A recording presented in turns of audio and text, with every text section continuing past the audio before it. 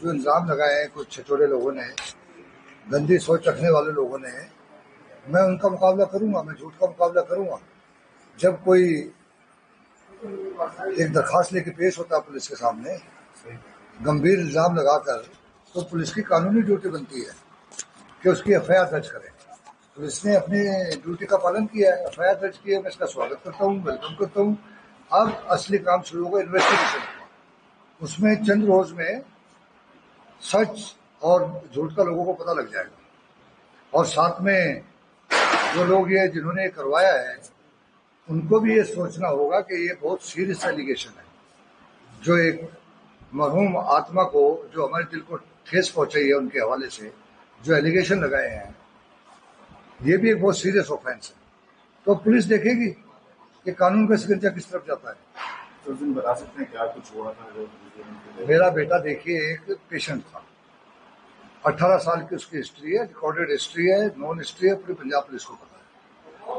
वो इतना, जो पंजाब में एक बहुत बड़ी बीमारी है ड्रग एडिक्शन की, मेरा बेटा भी उसका शिकार था। उसी में चलते उसकी बहुत लंबी कहानी है, वो रिकॉर्डेड है, ड्रग डी एडिक्शन सेंटर वगैरह वगैरह वगैरह। उसमें वो लेता था बच्चा, कभी सेंटर के बाहर होता था, कभी अंदर होता था। अब ये ओवरडोज का केस मुझे लगता है, क्योंकि जिस दिन ये 14 को हम लोग दिल्ली से आए हैं, 16 को उसका ये इंतकाल हुआ है। उसका आम तौर पे पिछले 18 साल में यही रहता था, रात भर जागता था, खाता पीता पीता रहता था, हम सोते थे किचन में, सुबह को अपना 7-8 बजे सो जाता था शक्ल दिखा के। उस दिन सुबह को हमें दिखाई नहीं दी उसकी शक्ल। बाद में मेरे स्टाफ ने बताया कि सुबह 8 बजे उठा था, सिगरेट लेने गया था, जो आमतौर पर उसका काम होता है। मेरे किचन वाले ने भी बताया कि किचन में आया था सुबह, नमस्ते नमस्ते हुई, कुछ खाना है नहीं खाना है। उसके बाद वो कमरे में चला गया। तो शाम को हम लोगों ने बैठ के खाना खाया 8:30 बजे, मैं और मेरी वाइफ, मेरी बेटी मेरी डॉटर इन लोगों के पास थी, बच्चों के पास।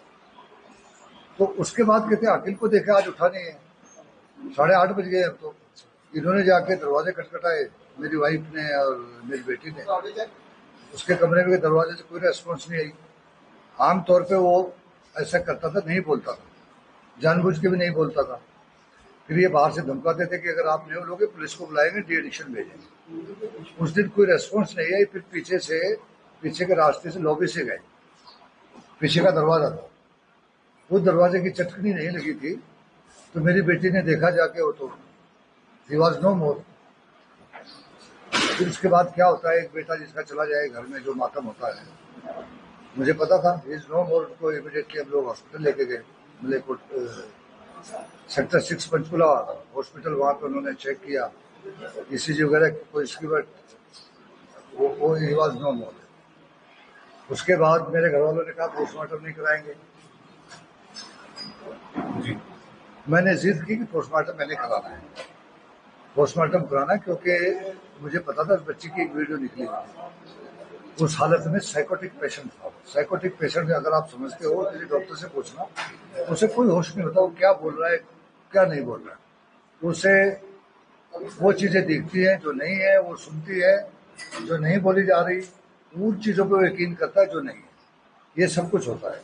इसलिए मुझे पता था उनकी वीडियो ये वायरल हो चुकी थी 27 अगस्त को। मैंने अपने घर वालों को उनकी मर्जी के खिलाफ पोस्टमार्टम कराया, क्योंकि मैं समझता था कि मेरे दुश्मन, जो लोग सियासत में होते हैं, उनके दुश्मन बहुत शरारती होते हैं। इसलिए मैंने पोस्टमार्टम कराया। नहीं तो आज एक मांग उठी थी, साहब पोस्टमार्टम नहीं हुआ, कब्र खोदो। वो मैंने नौबत नहीं आने दी। और जो मेरे बच्चे ने उस वीडियो में कहा है, वो एक साइकोटिक पेशेंट कुछ भी कह सकता है, लेकिन एक वीडियो उसने 8 अक्टूबर को बनाई, यानी कि 40-42 दिन के बाद पहली वीडियो। उसकी बच्चे की दिमागी हालत का अंदाजा आप इस बात से लगाएं, उसको ये नहीं पता कि 40 दिन पहले वीडियो बना के डाली थी। वो कहता है कि पिछले साल मैंने अपने घर वालों के खिलाफ एक वीडियो बनाई थी। उस बच्चे को ये भी नहीं पता कि पिछले साल नहीं, 40 दिन पहले बनाई थी। फिर वो 3 मिनट में माफी मांगता है, मैंने पता नहीं क्या क्या कहा, मैं उन बातों को दोहराना भी नहीं चाहता, मेरी बहन से अच्छी कोई बहन नहीं है, मुझे दवाइयाँ देती थी, मैं समझता था मुझे जहर दे रही है, वगैरह वगैरह वगैरह। 3 मिनट की वीडियो आप में से ले लो। उसके बाद आपको मुझसे कोई सवाल नहीं पूछना पड़ेगा। तो क्या लगता है कोई राजनीतिक साजिश है? अरे राजनीतिक 100% गंदी गंदी साजिश है ये। मैं इन छिछोटी हरकतों से नहीं डरता। मैं डरता हूं अगर अपने बेटे की रूह को अल्लाह मियाँ रूह को बख्शे। मेरा फिक्र मेरा गम वो है। मैं तो 6 दिन से फोन ही नहीं लिया मैंने कोई भी। मेरे बहुत चाहने वालों के, लोगों के, छोटों के, बुढ़ापों के, बड़ों के फोन है, मैंने कोई कॉल नहीं ली, किसी के भी कॉल नहीं ली। सीनियर ऑफिसर्स के, सीनियर पॉलिटिशियंस के एक का भी फोन मैंने नहीं सुना आज से पहले। लेकिन आज जब ये हुआ फिर मैं खुल के आ गया। अब मैंने उस गम को दबा लिया है। वो तो गम सारी उम्र रहेगा मेरे साथ, लेकिन अब मैं इन छिछोरे लोगों का मुकाबला करूँ। तो वो शमशुद्दीन कौन है जिन्होंने एफआईआर दर्ज किया, क्या संबंध है उनका? शमशुद्दीन वो क्लेम करता है कि मेरा पड़ोसी है। मेरा घर मलेरकोटला शहर से 2 किलोमीटर बाहर, जो मलेरकोटले कॉन्स्टिट्यूंसी का भी हिस्सा नहीं है, अमरगढ़ कॉन्स्टिट्यूंसी में। हम लोग वहां हफ्ते में 2-3 दिन के लिए जाते हैं। बाकी मेरी फैमिली चंडीगढ़ में रहती है।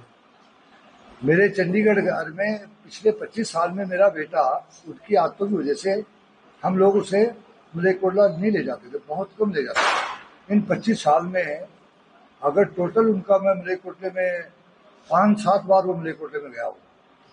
1-2 बार उसने ऐसी हरकत की, वहीं मलेरकोटले में ये चीजें आसानी से मिल जाती हैं, तो हमने सख्ती से फिर वो पाबंदी रखी। हम लोग पब्लिक लाइफ में है ना, तो पब्लिक मैन को थोड़ा डरना पड़ता है। तो जो शमशुद्दीन है, ये मेरा पड़ोसी कहाँ से, पहले तो सवाल उससे ही है।